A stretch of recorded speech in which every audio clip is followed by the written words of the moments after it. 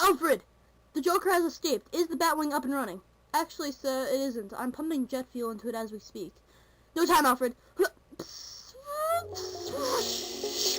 Since LEGO Batman's return in 2012, it's always felt like LEGO has been trying to catch back up to the incredible quality of the original 2006 to 2008 wave of sets.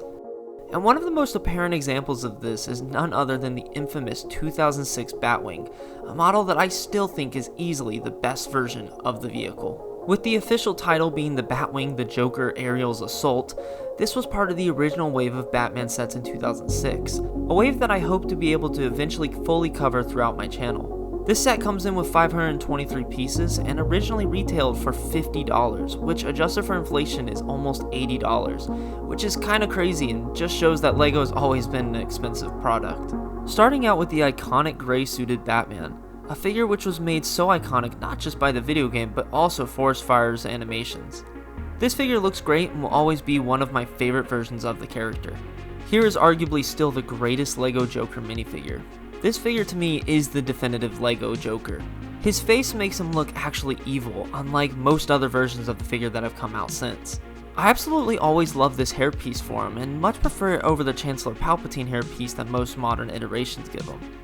He also comes with this phony flag gun, but if you want him to be more deadly, the set does include a machine gun as well.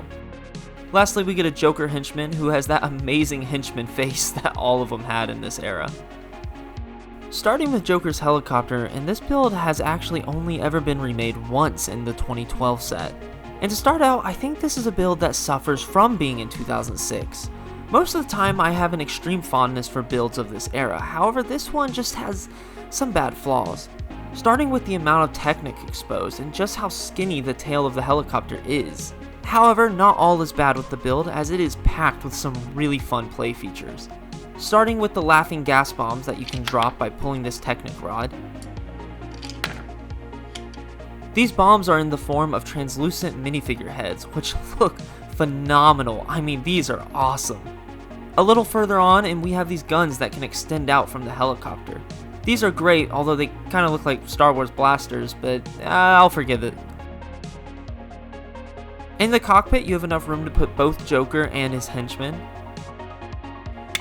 However, probably the best part of this vehicle is the enormous ladder that hangs down below.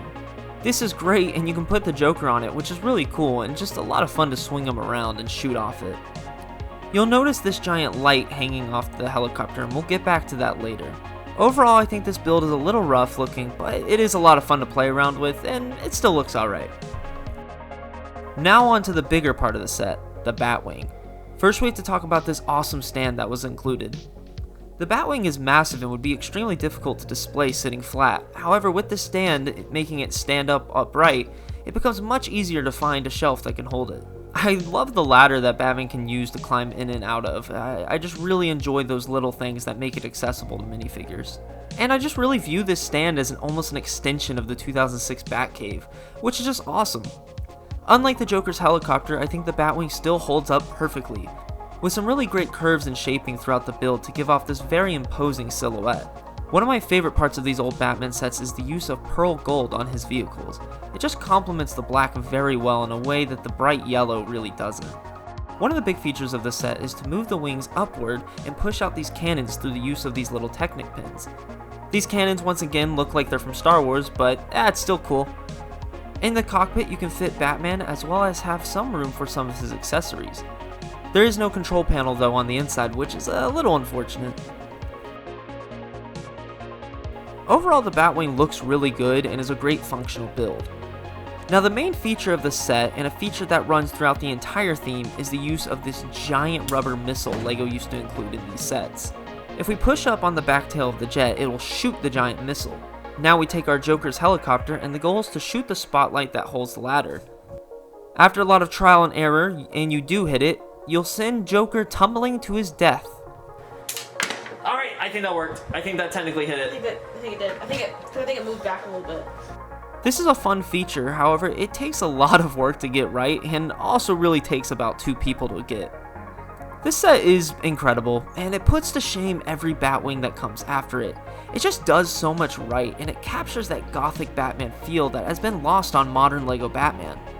One day I hope LEGO will finally be able to recapture the magic that is these old Batman sets.